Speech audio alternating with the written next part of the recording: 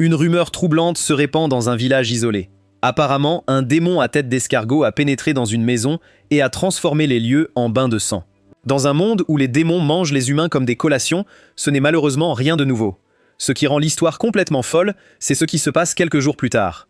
La tête tranchée du démon est retrouvée clouée à la porte de la famille. Et celui qui l'a mise là n'est pas un guerrier légendaire ou un chasseur de démons vétéran. C'est le fils aîné de la famille, le seul survivant du massacre, et il n'a que 10 ans. Comme aucun enfant normal ne devrait pouvoir chasser un démon seul, les villageois terrifiés tirent la conclusion la plus commode. L'enfant qui s'est sauvé doit secrètement être un monstre aussi. Plus tard, une chasseuse de démons nommée Montgrillon arrive après la demande des villageois. La première chose qu'elle voit est la tête de démon pourri encore accrochée devant la maison en ruine. Les villageois lui demandent désespérément d'exterminer la créature cachée à l'intérieur, affirmant qu'un démon doit porter la peau d'un garçon de 10 ans. Pour eux, même des dizaines d'enfants ne pourraient pas tuer un vrai démon. Montgrillon admet que l'affichage est si vicieux qu'elle se sent presque désolée pour le monstre mort. Pourtant, contrairement aux villageois, elle prend la peine d'enquêter. À l'intérieur de la propriété, elle trouve le supposé monstre assis près de plusieurs tombes en pierre grossière. Ses vêtements sont trempés de sang séché, son corps est sale, et ses yeux noirs comme du charbon semblent complètement vides. L'enfant n'a pas non plus mangé ni bu correctement depuis plusieurs jours, alors au lieu de brandir une arme, elle lui met de la bouillie chaude devant lui et lui dit de manger. Le garçon est compréhensiblement confus. Il sait que les villageois l'ont engagé pour le tuer, donc avoir un déjeuner au lieu d'une exécution n'était pas du tout prévu. Pourtant, il comprend déjà pourquoi ils le haïssent. Même avant le massacre, ses yeux étranges et vides mettaient tout le monde mal à l'aise. Une fois qu'il a tué quelque chose qu'il croyait imbattable, les villageois ont enfin eu l'excuse pour le rejeter. Montgrillon étudie ses yeux supposément démoniaques et décide qu'ils ne suffisent pas à en faire un monstre. Comme tout le monde dit que ce petit garçon a tué le savant Wadou, elle s'assoit à côté de lui et lui demande l'histoire complète. Ses souvenirs le ramènent immédiatement à cette horrible nuit. Caché dans une armoire, il a regardé à travers une étroite ouverture le créature à tête d'escargot dévorer sa famille et éclabousser le sol de sang. Il n'avait pas le pouvoir de se battre à l'époque, mais après le départ du démon, l'enfant terrifié a fait quelque chose que aucun adulte sain d'esprit n'aurait prévu. Il a suivi chez lui. Le garçon vend tout ce qui reste des biens de sa famille et dépense l'argent à rassembler des informations. Il apprend que la créature s'appelle un savant Wadou et que les chasseurs de démons luttent normalement avec une lance en bambou remplie de sel. Même avec la bonne arme, en tuer un est difficile pour un adulte entraîné. Ce garçon de 10 ans entre seul dans son repère. Au moment où la créature charge, il enfonce la lance remplie de sel dans sa tête et l'achève sur le champ. Montgrillon lui demande pourquoi il a coupé sa tête et l'a clouée à la porte. L'enfant explique calmement que le démon a mangé les têtes de sa famille, alors il a simplement rendu l'appareil, et quitté, apparemment. Toute l'histoire semble ridicule, mais Montgrillon ne trouve aucun mensonge dans ses yeux. Ce qui l'impressionne le plus, c'est le paquet terrifiant caché dans cet enfant. Il a vu sa famille mourir, a poursuivi un ennemi bien plus fort que lui, a recherché sa faiblesse, puis a transformé cette connaissance en un plan de vengeance parfait. Pour Montgrillon, ce petit menace a été pratiquement fabriqué pour chasser les démons. Malheureusement, le garçon croit que son histoire est déjà terminée. Avec sa vengeance accomplie et plus de famille, il dit qu'il n'y a plus rien qui le lie au monde. Tout ce qu'il veut, c'est mourir tranquillement près de leur tombe. Montgrillon répond à ce discours déprimant par un coup léger sur son front, puis réalise qu'elle n'a même pas demandé son nom. Le garçon se présente comme Yis, un nom qui peut signifier « monde en changement ». Elle dit que c'est un joli nom avant de contredire sa logique. Couper la tête d'un démon a-t-il vraiment remboursé tout ce qu'il lui a volé? Yis insiste que oui, mais Montgrillon se demande s'il y croit vraiment ou s'il s'est simplement forcé à accepter une mort comme suffisante. La créature a pris sa famille, sa maison et même son désir de vivre. Une vilaine tête sur une porte semble un échange terrible. Elle ne répond pas à la question pour lui, au lieu de cela, elle se lève, déclare qu'il est humain et annule la demande des villageois. Avant de partir, Montgrillon dit à Yves de bien vivre, le laissant avec un repas chaud et une question qui refuse de quitter son esprit. De retour au village, les habitants sont furieux que Montgrillon n'ait pas tué leur soi-disant monstre. Ils offrent même plus d'argent, car apparemment chaque problème moral peut être résolu en augmentant le budget. Montgrillon précise que le paiement n'a jamais été le problème. Peu importe à quel point elle a examiné Yiz, elle a trouvé un enfant humain, pas un démon portant une peau humaine. Quand elle demande pourquoi il le déteste tant, les villageois pointent ses yeux troublants et affirment qu'ils savaient toujours qu'il apporterait le désastre. Leur excuse la dégoûte. Pour Montgrillon, les véritables monstres sont les adultes qui ont condamné un orphelin simplement parce qu'il avait l'air différent et qu'il était difficile à comprendre. Elle avertit aussi que la haine et le ressentiment créent un karma maléfique attirant de vrais démons. Au lieu d'écouter le professionnel qu'ils ont engagé, un homme insiste pour dire que Yi-Si a dû invoquer la créature qui a tué sa famille. C'en est enfin trop pour la patience de Montgrillon. Une corne apparaît sur sa tête, ses yeux brillent en rouge, et elle avertit que quiconque continuera à tourmenter l'enfant devra répondre de ses actes. Les villageois hésitent presque sur le champ en réalisant que leur chasseuse de démons n'est pas humaine non plus. Montgrillon révèle qu'elle est une Dokaibi qui travaille avec les humains pour exterminer les démons, bien qu'elle sache déjà que des imbéciles comme eux ne verront qu'un autre monstre. Après avoir délivré son avertissement, elle annule officiellement la demande et s'en va. Les lâches ont trop peur de l'affronter, mais leur haine pour Yiz reste intacte. Ils décident que si la chasseuse de démons ne protège pas le village, alors ils s'occuperont du petit monstre eux-mêmes. Cette nuit-là, une foule marche vers la maison en ruine de Yiz avec des outils agricoles et des torches. Ils mettent le feu à la propriété et rient de ce qu'ils auraient dû le faire plus tôt. Dans leur esprit tordu, brûler tout garantit que Yiz ne pourra jamais rester dans le village. L'enfant essaie désespérément d'éteindre les flammes car les tombes rudimentaires à côté de la maison sont tout ce qui lui reste de sa famille. Les villageois s'en moquent. Ils continuent simplement à crier pour que tout brûle, et comme Montgrillon l'a averti, leur terrible comportement entraîne une terrible récompense. La haine émanant de la foule se transforme en une épaisse énergie démoniaque. Cette énergie déforme leur corps, remplit leurs yeux de lumière rouge et les couvre de flammes violettes. Les mêmes personnes qui ont passé la journée à traiter Yiz de monstre finissent par en invoquer un véritable à travers leur propre karma maléfique. Leur corps possédé se regroupe autour d'un gigantesque érudit Wadou, et le démon répète joyeusement le souhait de la foule de tout brûler. Yiz peut seulement regarder, incrédule. Un autre démon apparaît devant lui, et celui-ci détruit les tombes où il prévoyait de mourir. Une décharge de pouvoir démoniaque envoie le petit garçon voler à travers le sol. Alors qu'il gît parmi les ruines en flammes, Yiz réalise que perdre sa famille n'était pas la fin. Les démons lui volent maintenant même sa dernière chance de se reposer à leur côté. La question précédente de Montgrillon résonne dans sa tête. Tuer une créature a-t-il vraiment compensé sa perte, ou s'est-il simplement convaincu que c'était suffisant? Avec les villageois corrompus qui se rapprochent, Yiz saisit ce qu'il reste de son arme rudimentaire et redresse son corps meurtri. Il attaque, même si la différence de pouvoir est franchement stupide. Les démons l'attaquent, le saisissent et le déchirent de toutes parts. Mais ce gamin apparemment n'a jamais reçu l'instruction de rester à terre et lance sa hache dans les yeux du monstre. Couvert de sang et à bout de force, Yiz comprend enfin ce qu'il désire vraiment. Sa vengeance ne sera achevée que lorsque chaque démon aura été exterminé. Malheureusement, atteindre un objectif de vie ne donne pas de pouvoir instantané. Les démons l'accablent, et Yiz est à 2 secondes de devenir leur prochain repas quand Montgrillon revient soudainement. Elle tranche les créatures attaquantes, attrape le garçon qui s'effondre et admet que voir un si petit corps résister à un démon est vraiment impressionnant. Comparé à lui, les adultes responsables de ce désastre sont une honte complète. En tenant Yisei en sécurité, elle explique que le ressentiment et le karma maléfique produisent de l'énergie démoniaque et cette énergie attire les démons. C'est exactement pourquoi elle a averti les villageois d'arrêter d'agir comme des déchets humains. Yiz n'a jamais invoqué ce nouveau savant Wadou. C'est leur propre haine qui l'a fait. Montgrillon se tourne alors vers la foule corrompue et leur ordonne froidement d'aller s'excuser auprès de la famille morte de l'enfant. Les démons chargent ensemble, mais Montgrillon traite toute l'armée comme une corvée ennuyeuse. Une attaque désinvolte déchire les plus petites créatures et pulvérise le grand savant Wadou. Le monstre essaye désespérément de se relever et pousse un rugissement assez fort pour secouer le village en flammes. Montgrillon n'est pas impressionnée. Elle se plaint que la portée est bien trop bruyante et termine le tout par un dernier coup.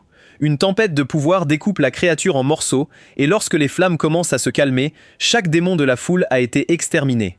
Issei est allongé inconscient à proximité, murmurant toujours la même promesse à travers sa douleur. Il va tous les exterminer. Montgrillon regarde le garçon brisé et décide qu'il a fait le bon choix. Le chemin à venir pourrait éventuellement le transformer en démon vengeur, mais de bons jours pourraient encore le trouver s'il survit assez longtemps pour les voir. Elle soulève doucement Yiz dans ses bras et l'éloigne des restes brûlants de la seule maison qu'il ait jamais connue. Jusqu'à ce qu'il soit assez fort pour porter sa vengeance seul, Montgrillon s'occupera de lui. Un certain temps plus tard, Yiz se réveille dans une maison tranquille, tandis que Montgrillon est assise dehors à jouer calmement avec un papillon, comme si la nuit précédente n'avait pas été un chaos complet. Au moment où ses yeux s'ouvrent, les souvenirs affluent. Il se souvient du savant Wadou, des villageois possédés et des flammes violettes consumant les tombes qu'il avait faites pour sa famille. Réaliser que rien de tout cela n'était un cauchemar lui vide instantanément le visage de sa couleur.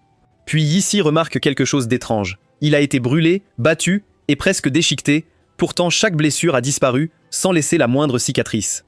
Il remercie Montgraillon de l'avoir sauvé et soigné, admettant que les Dokaebi sont une race incroyable. Montgraillon est plus curieuse de savoir pourquoi il est resté si calme après avoir découvert ce qu'elle est. Yissi lui rappelle qu'elle a dit qu'elle n'était pas un démon et qu'elle lui a montré que de la gentillesse. Cela lui suffit. Son absence totale de préjugés impressionne Montgrillon, surtout pour un enfant de 10 ans plus raisonnable que tous les adultes de son ancien village. Montgrillon confirme son nom et lui demande s'il se souvient de l'offre qu'elle lui a faite avant qu'il ne s'évanouisse. Elle veut que Ys la suive, qu'il apprenne les arts d'exorcisme des démons directement avec elle et qu'il devienne officiellement son disciple. Tant qu'il n'est pas assez vieux et fort pour survivre seul, elle lui offrira un foyer. Plus important encore, elle promet de lui donner la force nécessaire pour se venger. L'offre semble être tout ce que Yissi pourrait désirer, c'est exactement pourquoi notre petit survivant méfiant n'accepte pas immédiatement. Montgrillon rit de sa perspicacité et prévient que la suivre ne signifiera pas une vie confortable. Son nouveau foyer se trouve dans le territoire des Dokebi. Les Dokebi peuvent être différents des démons, mais ils possèdent toujours de l'énergie démoniaque, donc tout endroit rempli d'eux est naturellement dangereux pour un humain.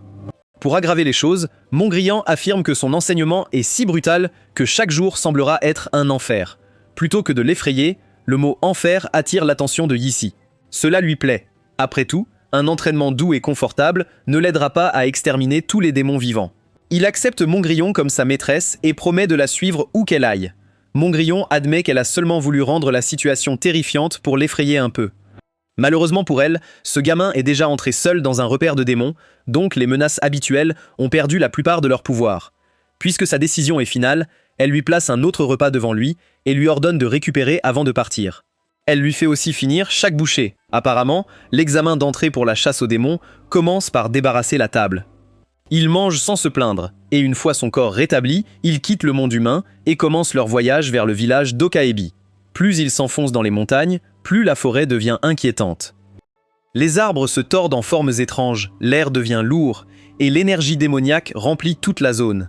Montgrillon guide Yissia le long d'un chemin protégé par une corde sacrée et lui ordonne de ne pas quitter ce chemin. Avec sa force actuelle, quitter la route protégée serait un voyage sans retour. Finalement, ils atteignent une énorme porte appartenant à un endroit appelé le temple de Gisu. Un panneau à l'entrée annonce que des esprits protègent le temple et que les humains sont interdits d'entrer. Yiz hésite, mais étonnamment, il ne s'inquiète pas pour lui-même. Il demande si Montgrillon pourrait être puni d'avoir amené un humain dans le territoire d'Okaebi. Elle trouve étrange que l'enfant s'inquiète plus pour elle que pour la gigantesque porte interdite devant lui. Montgrillon lui assure que personne au temple Gisu n'est assez fou pour remettre en question la chef. Yissei n'a aucune idée de ce que ce titre signifie, mais la porte s'ouvre avant qu'il puisse demander.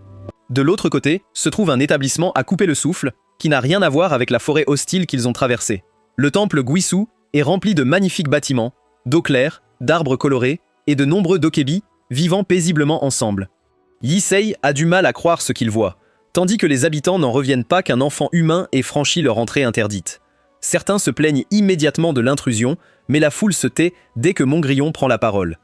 Elle présente Yissei, annonce qu'il apprendra les arts d'exorcisme des démons directement avec elle, et le déclare nouveau membre de leur famille. Comme ça, l'hostilité de tous disparaît.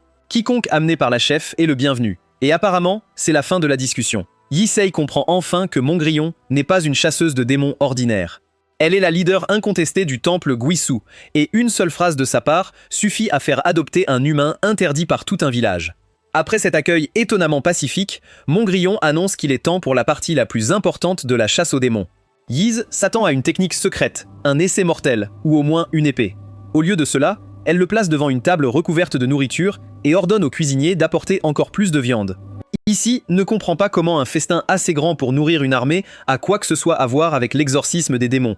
Montgrillon lui fait remarquer la faiblesse évidente qu'il a oubliée. Il est encore un enfant en pleine croissance. Les enfants ont deux devoirs sacrés, manger et dormir autant que possible. S'il ne parvient pas à construire un corps fort maintenant, il le regrettera lorsqu'il deviendra un vrai chasseur.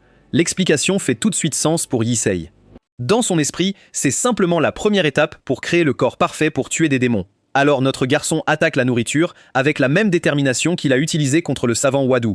La personne qui s'occupe de cette montagne de nourriture est une jeune dokebi joyeuse nommée Gong A Montgrillon, lui dit de préparer un endroit pour que Issei reste et surtout de s'assurer qu'il vide toute la table. Yissei comprend enfin ce que son maître voulait dire par enfer. Sa première punition est apparemment de manger jusqu'à ce que son estomac dépose une plainte officielle. Gong-A est ravi de rencontrer l'enfant ramené par la chef et l'attrape immédiatement pour vérifier si les humains n'ont vraiment pas de cornes. Yi-Si lui dit qu'il a 10 ans, tandis que Gang-A annonce fièrement qu'elle en a 22 et qu'elle est donc beaucoup plus mature. Un autre dokebi gâche son moment en expliquant que les humains vieillissent 2 fois plus vite. En réalité, Gang-A n'a qu'1 an de plus que Yi-Si.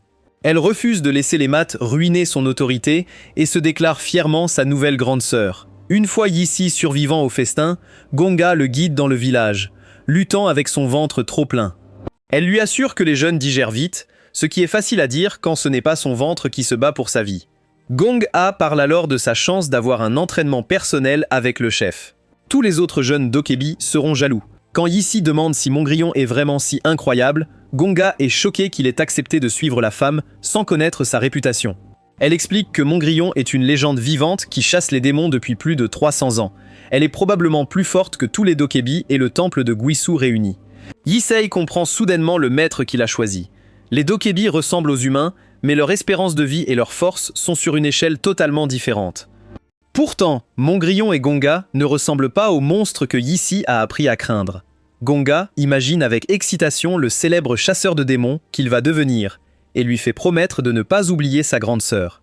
En voyant son sourire, Yi-Si réalise qu'il n'y a pas beaucoup de différence entre les gens du temple de Guisu et les humains ordinaires. Ces créatures soi-disant inhumaines lui ont montré plus de chaleur en un jour que son village natal en 10 ans. Ce sentiment est si étrange qu'il le rend presque mal à l'aise, mais pour la première fois depuis la perte de sa famille, Yi-Si semble avoir trouvé un endroit où les gens veulent vraiment sa présence. Bien sûr, la paix ne peut pas durer éternellement. Juste au moment où Yi-Si commence à se détendre, un groupe de jeunes dokebi bloque la route et ordonne à l'humain de s'arrêter. Leur chef est furieux qu'Yi-Si soit entré dans un territoire interdit et ait eu le privilège d'apprendre directement de leur chef très occupé. Contrairement aux résidents amicaux à la porte, ceux-ci arrivent avec assez de jalousie pour alimenter tout le village. Ils suggèrent d'avoir une conversation privée avec le nouveau. Gong-A les reconnaît nerveusement comme Il-Chui, Woljang et des membres de la bande de Gogo, ce qui rend une chose très claire. Les ennuis sont officiellement arrivés. Yi-Si n'a pas l'air effrayé. Après avoir grandi parmi des humains qui le détestaient pour sa différence, des regards menaçants et des sourires cruels lui sont beaucoup plus familiers que la gentillesse. Même dans ce nouvel endroit étrange, notre garçon a enfin rencontré des gens qu'il sait comment gérer. Gong-A exige avec colère de savoir pourquoi Il-Chui et ses amis attaquent Yi-Si. Il-Chui prétend que personne ne harcèle personne, car les combats d'entraînement sont normaux au temple de Guisu. Selon lui, il montre juste l'énorme écart entre eux. Si Yi-Se ne peut pas survivre à un combat contre un enfant de son âge, il n'a pas à apprendre les arts d'exorcisme. On dirait presque qu'Il-Chui lui rend service. Mais en réalité, la raison n'est pas si noble. Mongrillon est la chef du temple Guisu et l'héroïne que tous les jeunes dokebi admirent. Pourtant, au lieu d'enseigner à Il-Chui, elle a ramené un humain mystérieux et l'a choisi comme disciple. Il-Chui ne comprend pas ce qui rend Yi-Se si spécial, et cette jalousie transforme sa leçon en une véritable raclée. Même après être tombé, Yi-Se se relève lentement. Gong-A essaie d'intervenir, mais notre garçon malmené surprend tout le monde en s'excusant auprès d'elle. Ayant grandi entouré de gens qui le détestaient, il pensait que le groupe l'avait emmené juste pour harceler l'étranger. Maintenant qu'Il-Chui a expliqué que c'est un entraînement, Issei dit qu'il a mal compris la situation. La réponse prend Il-Chui complètement au dépourvu. L'humain est meurtri, saignant, et à peine debout, pourtant il ne se plaint pas et ne demande pas à Gong-A de l'aider. Pire, il n'a pas l'air effrayé. Cette expression calme irrite Il-Chui plus que n'importe quelle insulte. Il annonce qu'il ne s'est retenu que parce que Yi-Se semblait assez fragile pour mourir d'un coup sérieux. Puisque l'humain agit avec tant de confiance, Il-Chui décide qu'il est temps de rendre la différence entre eux douloureusement claire. Ce qui suit est moins un entraînement qu'une démolition programmée. Yis ne peut pas égaler la force, la vitesse ou l'expérience d'un dokebi, et chaque échange le renvoie au sol. Cependant, Il-Chui réalise lentement que quelque chose ne va pas. Chaque fois qu'un point s'approche du visage de Yi-Si, le garçon ne ferme jamais les yeux. La plupart des gens se reculent instinctivement avant d'être frappés, surtout après avoir reçu autant d'échantillons gratuits. Yi-Si continue de regarder jusqu'à la dernière seconde possible. Il ne subit pas simplement les attaques. Il étudie chacune d'elles. Après avoir encaissé coup après coup, il remarque qu'Il-Chui suit un schéma. Une fois que Yi-Si comprend le rythme, il anticipe la prochaine frappe, l'esquive, et crée enfin une ouverture pour une contre-attaque. Son poing tombe juste trop court. prouvant que Montgrian avait raison sur son petit corps qui a besoin de plus de nourriture et de croissance. Pourtant, le coup raté confirme quelque chose d'important. L'écart entre eux peut être énorme, mais il n'est pas impossible à calculer. Issei demande alors si le nom complet d'Ilchui est Gong Ilchui. Une fois que le Dokebi le confirme, Issei lui demande calmement de ne plus jamais se retenir. Un vrai démon ne fera pas preuve de cette pitié, donc s'entraîner par compassion est inutile. Après avoir été mis à terre, cet enfant fou demande à Ilchui de s'entraîner à nouveau. Tout le monde est stupéfait. Yissi n'a pas réussi à toucher, mais il considère cette défaite comme un livre d'informations utiles. La rencontre étrange se termine et il retourne chez Montgrion, ayant l'air terrible pour son premier jour. Gonga a déjà rapporté qu'Ilchui et les autres l'ont harcelé. Montgrion regarde son visage enflé et souligne que l'entraînement ne laisse pas quelqu'un comme s'il avait perdu contre une montagne. Elle le rapproche et le soigne avec la même énergie verte. Elle explique que les enfants qui se battent en grandissant, c'est naturel, mais si les autres vont trop loin, il doit venir directement la voir. Puis elle pose la question qui l'inquiète vraiment. L'a-t-il touché au moins une fois? Izzy lui assure qu'il n'y a rien à craindre, car toutes ses attaques ont échoué. Il admet aussi que, étant sous la protection du temple Gizu, il ne voulait pas causer de problème à ceux qui l'abritent. Cette réponse agace plus Montgrion que les contusions. Elle lui prend le visage, l'appelle petit vaurien, et lui rappelle comment elle l'a présenté à la porte. Elle ne l'a jamais appelé invité, fardeau ou projet de charité. Elle l'a appelé famille. Si Ys accepte vraiment cette place, il doit cesser de se comporter comme si tout le monde lui rendait service. Après la promesse de Ys, Montgrion clarifie un autre malentendu. Ilchui n'était pas intouchable juste parce que Ys était faible. Pendant la partie sérieuse de leur échange, Ys n'a vraiment pas pu l'atteindre. Ilchui a déjà assez de compétences martiales pour s'entraîner avec des Dokaebi adultes. Yiz suppose naturellement que cela signifie que le garçon peut chasser des démons, mais Montgrion dit qu'il mourrait presque certainement s'il essayait. Yiz a tué un érudit Wadou de bas niveau, malgré sa faiblesse par rapport à Ilchui. Pendant ce temps, Ilchui peut battre Yissi toute la journée, mais serait impuissant contre un démon dangereux. Montgrian utilise cette contradiction pour lui enseigner les bases des arts d'exorcisme. Un vrai chasseur de démons a besoin de deux choses, connaissance et compétences martiales. Yissi a vaincu le savant Wadou en apprenant que sa faiblesse était le sel et a construit son plan autour de ça. Ilchui a beaucoup de force, mais sans comprendre son ennemi, un démon puissant pourrait le tuer avant que sa force ne compte. Yissi a le problème inverse. Son esprit peut identifier les faiblesses et créer des plans, mais son corps est trop petit et sous-développé pour les exécuter correctement. Sans une chance extraordinaire, il mourrait avant d'atteindre la partie importante de la stratégie. La connaissance crée une opportunité de gagner.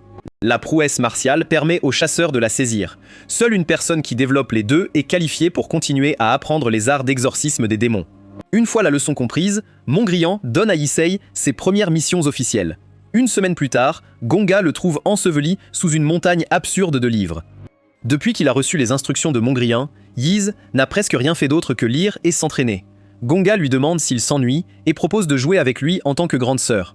Yiz refuse poliment, car il n'y a déjà pas assez d'heures dans la journée. Montgrian ne le laissera pas pratiquer l'exorcisme des démons tant qu'il n'aura pas terminé les deux tâches. Pour que ses connaissances soient reconnues, il doit lire chaque livre de la bibliothèque. Gong-A fixe les étagères infinies et décide qu'elle préférerait se mordre la langue que d'essayer une telle torture. Yisei, en revanche, aime vraiment lire. La mission est difficile car la bibliothèque est énorme, non pas parce qu'il déteste le travail. Alors que Gong-A remet en question sa santé mentale, notre petit rat de bibliothèque continue calmement d'absorber chaque information que le temple de Guisu a collectée sur les démons. Les livres, cependant, ne peuvent pas expliquer pourquoi Yissi revient avec des bleus. Il révèle que sa deuxième mission est de faire reconnaître sa prouesse martiale en gagnant un match d'entraînement. Naturellement, Montgrion choisit l'adversaire le plus raisonnable possible, le Dokaibi, qui vient de l'utiliser comme sac de frappe. Depuis qu'il a reçu la tâche, Yissi défie Ilchui tous les jours. Ilchui est perplexe et de plus en plus furieux. Il se plaint de ne pas pouvoir tuer l'humain et n'a jamais accepté de devenir son mannequin d'entraînement personnel. Yissi lui rappelle innocemment que tuer n'est pas censé se produire pendant un entraînement. Même Gonga se demande si Montgrian est sérieux. Un humain battant un Dokaibi en combat physique semble impossible, surtout quand Ilchui peut déjà combattre des adultes. Yissi refuse d'utiliser l'impossibilité comme excuse. L'entraînement existe pour préparer quelqu'un au combat réel, et un démon ne le laissera pas tranquille parce qu'il ne se sent pas prêt. Ilchui prévient l'humain de ne pas confondre retenue et faiblesse et menace de lui briser tous les os. Gonga s'interpose et lui demande de ne pas effrayer Yisei, rendant Ilchui encore plus jaloux. De son point de vue, cet envahisseur humain se cache derrière la fille dont l'attention appartenait à leur groupe. Mais Yise contourne Gong-A et promet de ne pas blâmer Ilchui même si ses os se brisent, puis il demande un autre match. À ce stade, Ilchui tire la seule conclusion logique. L'humain est complètement fou. Peu importe combien de fois Yisei se fait mettre à terre, il revient le lendemain avec le même salut et la même demande de combat. Jour après jour, Ilchui le bat. Yisei ignore tous les avertissements, absorbe chaque leçon douloureuse et continue de revenir sans jamais toucher une seule fois. Ilchui se dit que l'humain n'a pas de talent et aurait dû abandonner depuis longtemps. Un humain ordinaire ne peut pas vaincre un Dokaibi, donc tous ses efforts doivent être vains. Pourtant, les yeux de Yisei continuent de le déranger. Même en perdant, il ne semble jamais fixé uniquement sur l'adversaire devant lui. Il regarde au-delà d'Ilchui, comme si Yisei pouvait déjà voir une victoire future que personne d'autre ne croit possible. Ce sentiment ronge Ilchui et le pousse à s'entraîner plus dur. Il frappe des mannequins d'entraînement et refuse de se détendre pendant que son rival continue de s'améliorer. Le sourire de Gonga et la reconnaissance de Mongrillon sont des choses qu'il désire pour lui-même, et il refuse de laisser un étranger lui voler l'un ou l'autre. Pourtant, Ilchui reste convaincu que le talent de Yizi ne pourra jamais rivaliser avec le sien. Avant un autre match, Ilchui jure silencieusement que le point de Yizi ne l'atteindra jamais tant que l'humain vivra, puis les saisons commencent à changer. Une année entière passe, et les deux garçons se font face sur le même terrain d'entraînement, tandis que les feuilles d'automne flottent autour d'eux. Leurs amis regardent avec des expressions stupéfaites alors que l'impossible se produit enfin. Ilchui recule en se tenant la joue, peinant à comprendre ce qui vient de le frapper. De l'autre côté du champ se tient un Yisei, plus âgé, plus grand et visiblement plus fort, avec un poing toujours tendu. Pendant toute une année, il a lu, entraîné son corps, enduré des défaites, mémorisé des schémas d'attaque et défié le même mur chaque jour. Maintenant, le coup qu'Ilchui jurait ne le toucherait jamais a enfin atteint sa cible. Ilchui est furieux que l'humain qu'il a autrefois vaincu sans effort l'ait frappé au visage. Refusant d'accepter la réalité, il charge et menace de tuer Yis, mais le reste du match devient encore plus humiliant. Yis évite calmement chaque attaque lancée contre lui. Ilchui s'est entraîné dur durant l'année passée. Il ne comprend pas comment Yis a pu s'améliorer autant en si peu de temps. La différence, c'est que Yis ne se déplace plus par instinct désespéré. Après un an d'études, d'entraînement et de combats quotidiens, il comprend enfin la leçon de Mongrillon sur l'alliance entre savoir et prouesse martiale. La plupart des démons ont des corps bien plus forts que ceux des humains. Peu importe combien un humain s'entraîne, le corps atteint un jour une limite que l'effort pur ne peut franchir. Si chasser les démons n'était qu'un concours de force, l'humanité serait perdue. Le savoir crée un chemin à travers ce fossé impossible. En étudiant les habitudes d'un adversaire, en identifiant les points vitaux et en choisissant chaque mouvement, un chasseur plus faible peut tracer une route vers la victoire. Yizi prouve cette idée contre Ilchui. Après avoir perdu maintes fois, il a mémorisé chaque schéma d'attaque et chaque petite habitude. Il esquive les mêmes coups qui l'atteignaient sans faute et vise uniquement les ouvertures qui comptent vraiment. Bien sûr, le savoir seul ne peut pas frapper quelqu'un au visage. Un chasseur peut comprendre chaque faiblesse, mais cette information est inutile si le corps ne peut pas bouger assez vite ou atteindre la cible. C'est là que la prouesse martiale entre en jeu. Yizi a passé l'année à renforcer son corps fragile qui avait causé l'échec de son premier contre. Il a répété les mêmes leçons jusqu'à ce que l'observation, le jugement et le mouvement deviennent instinctifs. Quand son esprit lui dit où frapper, son corps peut maintenant répondre sans hésitation. Ce n'est qu'en développant les deux capacités qu'un humain peut chasser les démons. Ici prouve qu'il a franchi ce premier seuil en dominant complètement Ilchui. Gonga a du mal à croire qu'il a vaincu le Dokebi après seulement un an, surtout que le résultat est sans appel.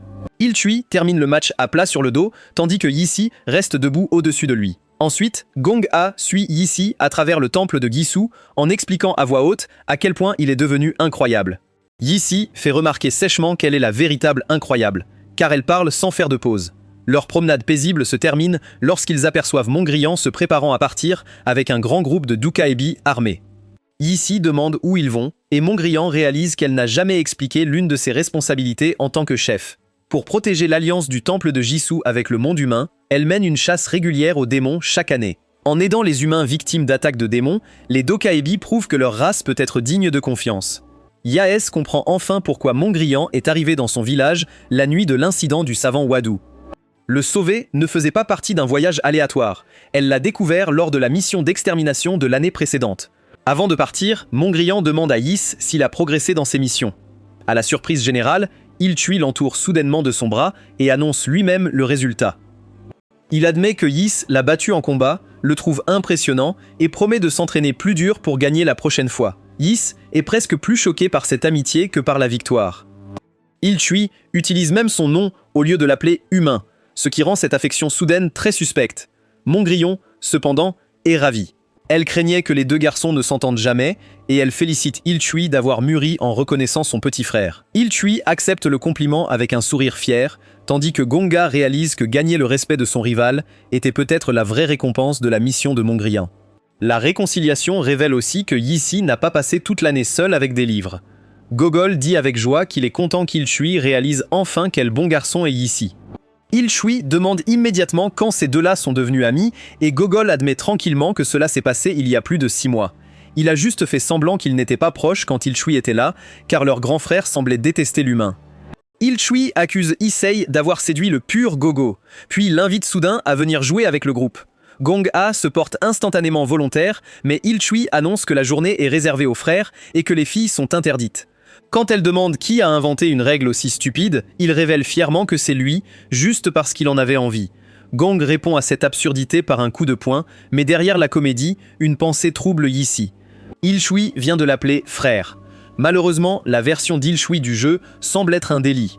Cette nuit-là, pendant que Montgrillon et les chasseurs adultes sont absents, il conduit Yizi et les autres dans le stockage d'armes du temple de Gizu. Yizi demande nerveusement si les enfants sont même autorisés à entrer, mais Ilchui ignore habilement la question et lui ordonne de choisir une arme. Il revient aussi à appeler Yizi humain, prouvant qu'une seule percée émotionnelle ne peut pas guérir une habitude d'1 an du jour au lendemain. Une fois tout le monde armé, Ilchui révèle le vrai jeu. Ils quitteront le temple de Gisu et régleront leur rivalité à travers une chasse aux démons. Celui qui tue un démon en premier gagne. Ici lui rappelle immédiatement que Montgrillon leur a expressément interdit de quitter le temple avant d'atteindre l'âge adulte. Ilchui argue qu'ils n'entrent pas dans la forêt sensible. Plus tôt, des adultes revenant de patrouille ont rapporté avoir entendu un bébé nouveau-né pleurer à proximité. Ils supposent que le son appartient à un fantôme d'enfant, un démon fou qui erre parfois près du temple de Guizu. La créature devrait être assez faible pour un groupe de jeunes Dokaibi entraînés. Yisei refuse d'identifier un monstre à partir d'un seul son. Sa lecture lui a appris que plus de 10 types de démons peuvent imiter un bébé qui pleure, et plusieurs d'entre eux pourraient effacer tout ce groupe avant le petit déjeuner. Chasser sans information confirmée n'est pas de la bravoure. Il se propose comme avertissement pour la prochaine édition de l'encyclopédie. Ilchui balaye l'inquiétude, pensant que Yisei veut juste se vanter. Yisei refuse toujours, expliquant qu'il ne peut pas désobéir à l'ordre du chef, peu importe l'identité de la créature. Ilchui l'appelle immédiatement lâche. Si Yisi ne vient pas, les autres chasseront sans lui. Gogul et les autres suivent avec enthousiasme leur grand frère, laissant Yis sans bon choix. Il ne peut pas les arrêter tous physiquement, et laisser des enfants inexpérimentés entrer seuls dans la forêt serait encore pire. Au final, il les suit, non pas par fierté, mais parce qu'il faut du bon sens. En traversant la forêt sombre, les jeunes Dokaibi voient l'expédition comme un test de courage. Le sang chasseur d'Ilchui bouillonne, et son énorme massue lui donne l'impression de pouvoir écraser des centaines de fantômes d'enfants. Il a toujours voulu tuer un démon avant d'atteindre l'âge adulte, et pense que c'est une épreuve nécessaire pour devenir un vrai chasseur. Les autres décident avec enthousiasme que réussir la mission les rendra tous chasseurs de démons. Leur confiance grandit jusqu'à ce qu'ils remarquent la hache à main simple dans la main de Is. Ilchui se moque de l'arme et lui rappelle qu'ils sont là pour chasser un démon, pas pour ramasser du bois. Ilchui taquine aussi Yisei pour avoir soi-disant vu un démon pour la première fois. Selon lui, aucun monstre ne pourrait effrayer un Dokebi qui a touché un cadavre de démon enfant. Cette vantardise montre parfaitement la différence entre eux. Ilchui pense que la familiarité et la force le rendent prêt. Issei comprend que rien de tout cela n'a d'importance s'ils ne savent pas contre quoi ils se battent. Il cesse de discuter et passe en revue les informations dans son esprit. Si la créature est vraiment un fantôme d'enfant, elle devrait ressembler à un enfant et embêter les humains avec des demandes déraisonnables. Dans ce cas, la force martiale d'Ilchui devrait suffire. Malheureusement, pour ces enfants trop confiants, quelque chose de bien pire qu'un fantôme d'enfant les attend au fond de la forêt. Le groupe erre un moment sans rien trouver. Ilchui ne comprend pas où la créature est passée, car les membres de la patrouille ont clairement entendu des pleurs ici. Ne voyant aucun fantôme d'enfant, Yisi propose de retourner au temple Guisu. Ilchui prend immédiatement cette idée raisonnable comme une attaque personnelle. Il suppose que Yisi veut reculer parce qu'une victoire l'a rendu arrogant. Yaesik calme rapidement le bonbonne de fierté en expliquant qu'une victoire ne le rend pas plus fort. Lors de leur dernier match, Ilchui a été pris au dépourvu par l'attaque de Yisei. Si le Dokebi s'était bien préparé, le vaincre aurait été bien plus difficile. Le compliment fonctionne presque trop bien. Yisei ajoute qu'après 1 an d'entraînement avec Ilchui, il sait à quel point les capacités physiques et les techniques de poing et de pied du garçon sont extraordinaires. Ilchui rougit et acquiesce fièrement. Convaincu d'avoir mal compris Yiz, il lui offre officiellement une place dans la fraternité du groupe. L'expression méfiante de Yiz fond en un sourire innocent. Il demande joyeusement si cela signifie qu'Ilchui sera vraiment son grand frère, admettant qu'il en a toujours voulu un. La sincérité prend Ilchui au dépourvu. Il y a une seconde, Yisei était son rival irritant. Maintenant, l'humain ressemble soudainement au petit frère le plus adorable de la forêt, et Ilchui a besoin d'un moment pour réaliser la transformation. Leur moment de tendresse dure environ 5 secondes avant qu'un cri de bébé ne résonne à travers les arbres. Ilchui oublie instantanément tous les avertissements et se précipite vers le bruit. Il dit à son nouveau petit frère de rester en arrière pendant qu'il montre à quel point un grand frère peut être impressionnant. Yis et les autres le poursuivent, mais plus ils s'approchent, moins leur cible ressemble à une proie facile. Ilchui demande à Woljang de confirmer qu'un enfant fantôme doit ressembler à un bébé. Techniquement, la créature devant eux a un visage d'enfant. Le petit problème, c'est qu'elle en a bien plus d'un. D'innombrables têtes de bébés couvrent son corps massif, certaines pleurant, d'autres riant, et le reste regardant avec des yeux vides. Ici reconnaît le danger en premier et crie à tout le monde de courir. Cette chose n'est définitivement pas un enfant fantôme. Avant que le groupe puisse s'échapper, la créature lance ses nombreuses têtes sur de longs tentacules charnus. Ici lève le bouclier rond qu'il a pris et se protège à peine. Les têtes claquantes s'écrasent sur eux, mordent dans leur corps et les projettent à travers le sol de la forêt. Une déchire l'épaule d'Ilchui avant qu'il puisse balancer le gros gourdin. En quelques instants, chaque enfant est blessé et leur aventure interdite excitante s'est transformée en un massacre. Yisei cherche désespérément dans sa mémoire. Le temple de Gisu classe les démons sur 9 niveaux de risque, mais ces chiffres ne sont pas basés sur la fréquence à laquelle les chasseurs tuent les créatures.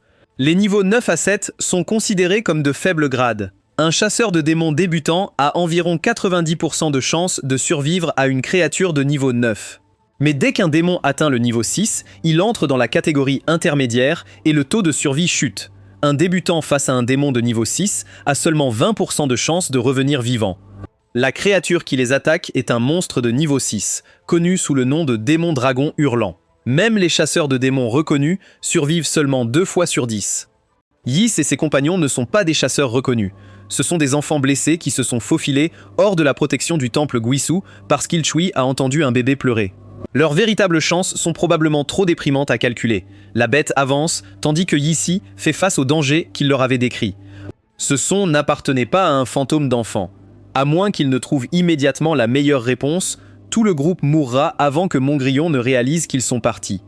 Les autres comprennent enfin à quel point le plan d'Ilchui a échoué. Un tentacule reste attaché à son bras blessé et il tremble en admettant que les vrais démons sont bien plus dégoûtants et terrifiants que n'importe quelle histoire. Pire, il sait que cela est arrivé parce qu'il a insisté pour quitter le temple Guisu. Gogol subit la blessure la plus grave. Une des attaques a ouvert son ventre et il perd trop de sang trop rapidement. Sans traitement immédiat, il ne survivra pas. Le groupe ne peut pas vaincre le démon dragon hurlant. Malheureusement, courir en portant un ami mourant ne semble pas possible non plus. Après avoir calculé toutes les options, Yisei annonce la seule réponse qu'il peut trouver. Ils doivent laisser Gogol derrière et fuir. Les autres le regardent comme s'il était devenu un monstre. Ilchui exige de savoir comment Yisei peut dire quelque chose d'aussi cruel sur l'ami qu'il a accueilli en premier, mais Yisei refuse de les réconforter avec un mensonge. La blessure de Gogol est fatale, et même s'ils parviennent à le porter, il mourra avant d'atteindre le temple Gisu. Plus important encore, Yisei remarque que le démon dragon hurlant a cessé d'attaquer.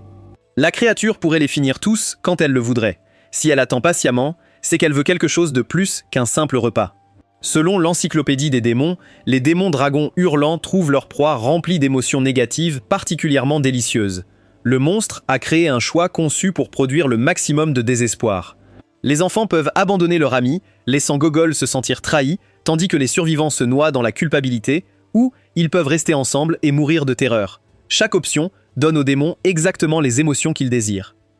Ici comprend parfaitement le piège, mais la connaissance ne crée pas un choix indolore. Sacrifier Gogol est le seul chemin offrant une chance de survie aux autres. Gogol reste conscient et comprend la discussion. Son ventre lui fait horriblement mal, et il a peur de mourir. Pourtant, il appelle Ilchui son frère et refuse de laisser les autres mourir à cause de lui. Les larmes aux yeux, le groupe se prépare à fuir. Il laisse Gogol au sol, présente des excuses brisées et active un explosif qui inonde la forêt de lumière aveuglante.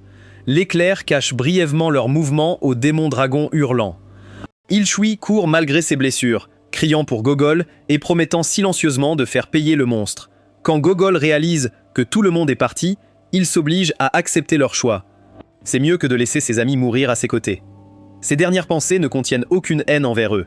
Il veut que Ys oublie la vengeance et se concentre sur sa survie, puis le démon dragon hurlant émerge des ténèbres derrière lui. Ses tentacules s'enroulent autour de son corps impuissant, l'entraînent dans la masse de visage et l'engloutissent dans la chair de la créature. Ce que Gogul ne sait pas, c'est que Ys n'est jamais très loin. Notre garçon se cache derrière un arbre proche, tremblant alors qu'il se force à regarder ce que le démon fait à son ami sacrifié. Un nouveau visage émerge lentement du corps du démon dragon hurlant. Il a les cheveux de Gogul, des cornes et des yeux terrifiés, mais les mots qui sortent de sa bouche ne correspondent pas à l'acceptation qu'il a montrée plus tôt. Le visage accuse les autres d'être cruels, demande comment ils ont pu l'abandonner alors qu'ils avaient promis de fuir ensemble. De retour au temple Guisu, Combat Dokaibi se précipite dans les rues avec des torches. Le tumulte réveille Gong-A qui demande rapidement à Chanmo ce qui se passe. Elle apprend qu'Ilchui, Volgang, Gogul et Yise ont tous disparu et que personne ne peut les trouver dans le village. Le Dokaibi de combat a déjà informé Mongrillon et a commencé à chercher à l'extérieur du temple. Gonga se souvient immédiatement qu'Ilchui avait invité Yisei à jouer avant de déclarer fièrement que la journée était réservée aux frères. Réalisant que les garçons ont dû quitter le temple Guisu cette nuit-là, elle regarde dans l'obscurité et demande silencieusement à ce qu'ils reviennent sains et saufs. Pendant ce temps, Issy court à travers la forêt en repensant au choix qu'il a fait. Combattre le démon dragon hurlant avec leur groupe blessé aurait conduit à une annihilation totale. Même si Gogol devait être sacrifié, sauver les trois autres leur laisserait une chance de tuer la créature plus tard. Yissi compare la situation à la nuit où sa famille est morte. Attaquer un puissant démon dans une colère aveugle ne servirait à rien, si ce n'est à ajouter son corps à la pile. La meilleure option était de garder le monstre à l'œil, d'observer ce qu'il faisait à Gogol et d'apprendre assez pour retrouver son repère pour une vengeance future. D'un point de vue froid et logique, Yissi a pris la meilleure décision possible. Malheureusement, une bonne logique ne fait pas moins mal au cœur. Yissi se souvient comment Gogol s'est approché de lui en secret avant les autres. Le jeune Dokaibi s'est excusé d'avoir prétendu qu'ils n'étaient pas amis quand Ilchui était là et a promis que tout le monde réaliserait que Yissi était une bonne personne.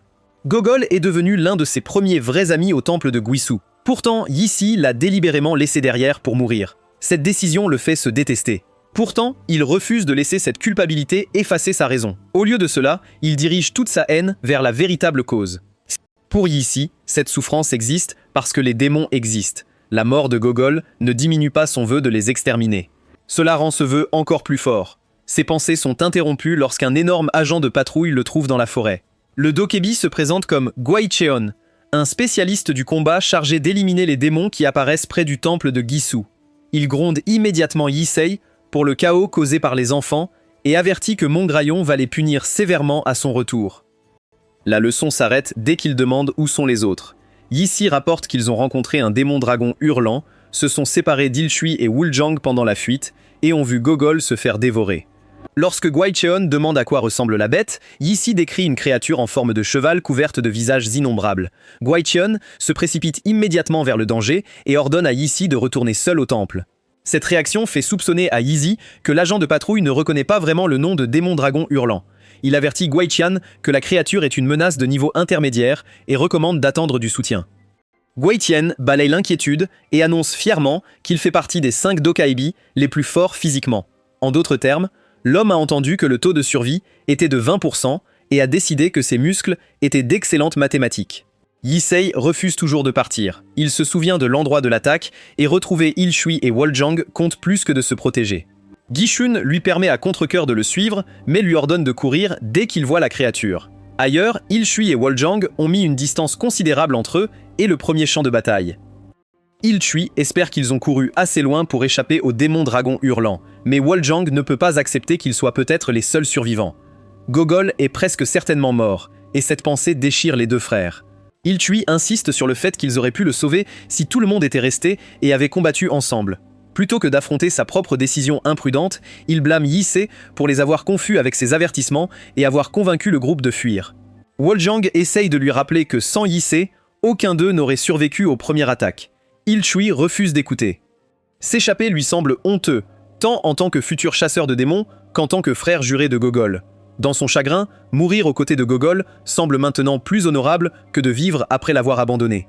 Puis, un autre cri de bébé retentit à proximité et un véritable fantôme d'enfant apparaît. C'est la créature faible qu'ils attendaient depuis le début. Ilchui l'écrase avec sa massue à pointe et utilise cette victoire facile pour alimenter sa colère. S'il n'avait pas laissé Yise troubler son jugement, il se convainc que le démon dragon hurlant aurait pu être battu tout aussi facilement. Un coup réussi contre le monstre de tutoriel et cet enfant réécrit immédiatement le chevalier dans sa tête. Ilchui jure de tuer chaque démon et de venger Gogol. Malheureusement, le démon dragon hurlant a déjà suivi la trace des émotions négatives directement vers eux. Il attaque depuis l'obscurité avant que les garçons ne puissent réagir, laissant seulement le corps sans vie de Woljang au sol. Avec les deux frères cadets apparemment morts, Ilchui abandonne toute prudence. Il saisit sa massue et charge, jurant d'écraser la bête pour ce qu'elle a fait. Le démon dragon hurlant accueille sa rage. Malheureusement pour lui, la réalité le frappe comme un camion. Le démon peut facilement l'avaler tout entier. Avant que le monstre ne puisse le finir, Guichin arrive comme un missile surdimensionné et le projette avec un coup dévastateur. Il rugit qu'aucun démon n'a le droit de toucher un enfant du temple de Gisu. Puis il ordonne à Yisei de prendre Ilchui et de rester en arrière pendant qu'un professionnel s'occupe du combat. Yisei attrape Ilchui et admet qu'il est soulagé de le trouver en vie, puis la créature change de stratégie. Les visages de Gogol et de Woljang s'étirent de son corps et crient vers Guaixion en demandant pourquoi leur oncle les blesse. Il lui demande d'arrêter et insiste sur le fait qu'ils sont toujours en vie à l'intérieur du monstre. Guaixion sait que ces visages appartiennent aux démons. Il comprend que les écraser est le seul moyen de détruire la créature, mais les copies portent les voix, souvenirs et émotions des enfants. Il lui rappelle qu'il a promis de leur enseigner des techniques de bâton et affirme qu'ils ont attendu longtemps ce jour. Guoichi commence à douter. Il accuse avec colère le monstre de faire semblant d'être les garçons, mais ses mains cessent d'appliquer la force nécessaire pour le finir. Ce moment d'hésitation est tout ce dont le démon dragon a besoin. C'est ainsi qu'il chasse vraiment. Après avoir consommé d'innombrables victimes, il a compris que chaque créature avec un cœur partage la même faiblesse. En copiant les visages et souvenirs des morts, le démon inonde ses cibles de chagrin et de fausses espérances. Cette méthode a fonctionné sur tous ses adversaires, y compris un dokebi combattant parmi les plus forts du temple de Guisu. Yise ressent la douleur de la perte de Gogol et comprend pourquoi les visages copiés perturbent Guaichin. Ces visages appartiennent à l'ennemi. Il ordonne à l'adulte de se ressaisir, car ce qui se tient devant eux est un démon. Ce garçon est froid.